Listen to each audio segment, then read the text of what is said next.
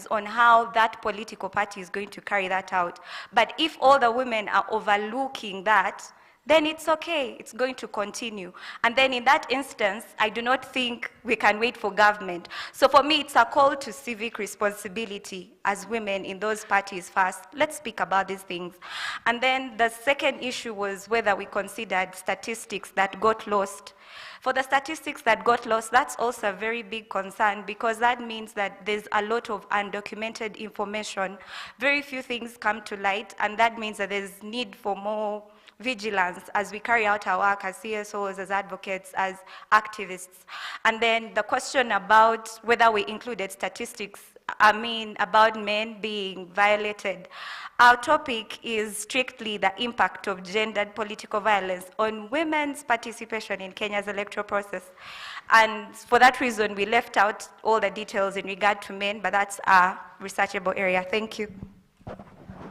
Professor Lumumba, how do we get rid of Otiena Luoka Ohangala from our politics? Chuadegi Jundo. That's our problem. Yes, my brother. Certain questions for you. Answer. Okay.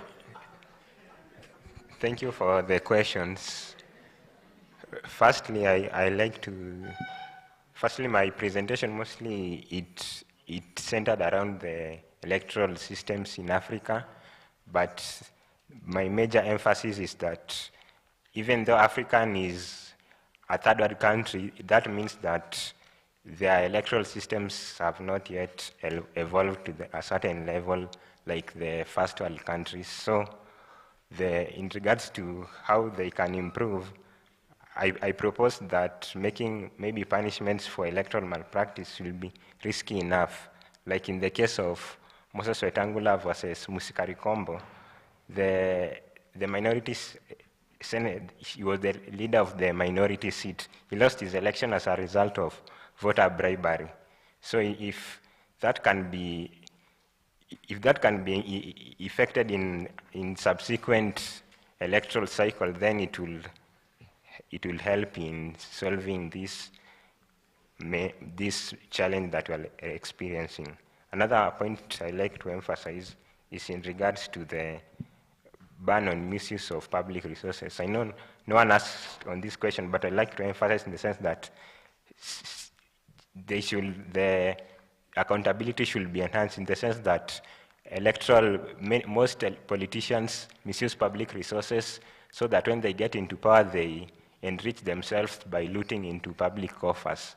So the Electoral Campaign Financing Act should be relooked so that it can be made effective so that such politicians do not misuse the public resources. Thank you very much. My brother, sister-in-law, take us home. Brother-in-law, thank you.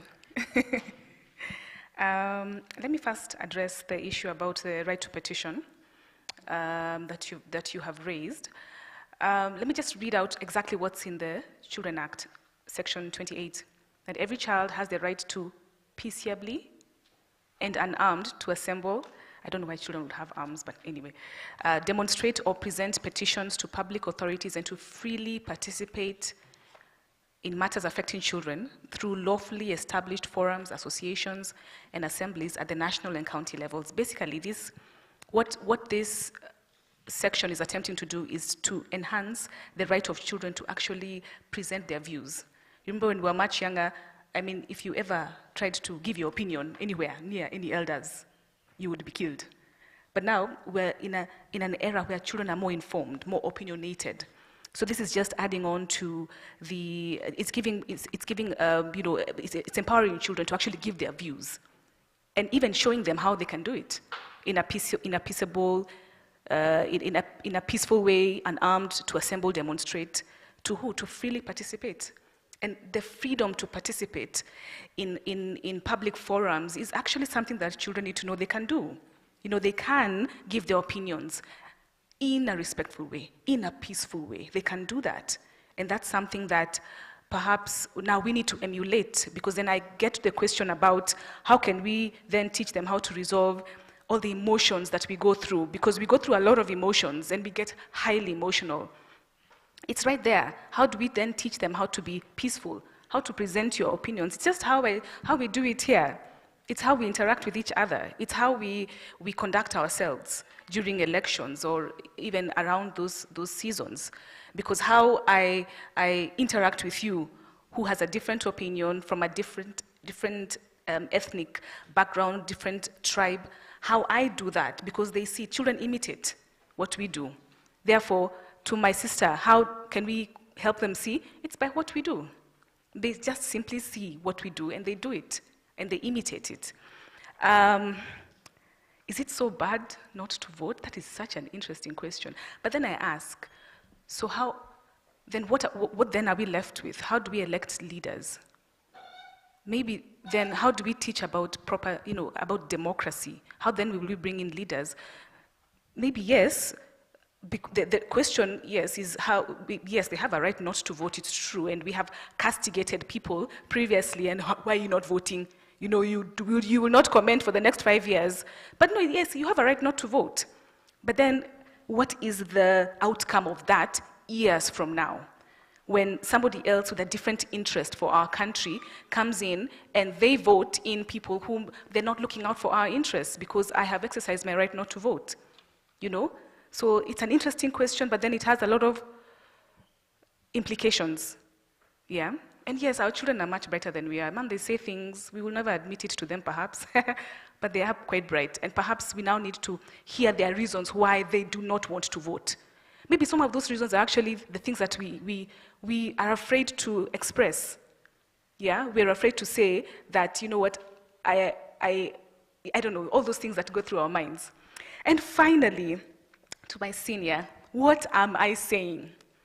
I'm saying that we do need to look at exactly how the impact of what we do around election seasons, the impact it has on the generation that is watching us. They watch us. I mean, and I know sometimes it's hard because, again, it's emotional. Therefore, it means even the way we conduct our civic education, because exactly what is civic education? I read a definition that civic education is to promote the demand for good governance. So how do we then ensure that there is child-centric civic education, that they learn what civic education is? We have been accused of not being patriotic as Kenyans. Why?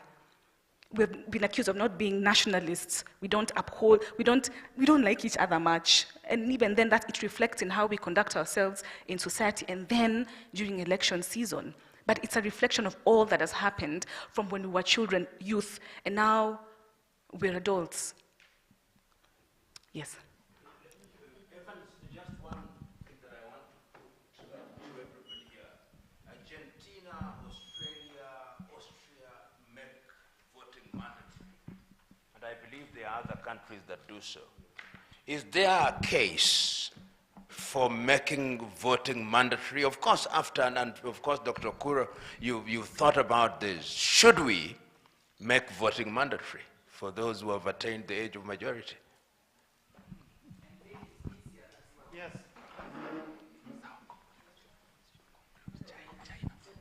Kuna chai. Hiyo swali tutajadiliana pembeni tukinywa chai. Thank you very much. Clap for yourselves. No.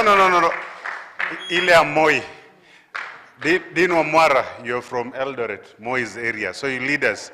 Makofi. Moja. Mbili. Tatu. Thank you very much. Asanteni sana, nina matangazo mawili tu. And by the way, uko kwetu kuna wimbo unasema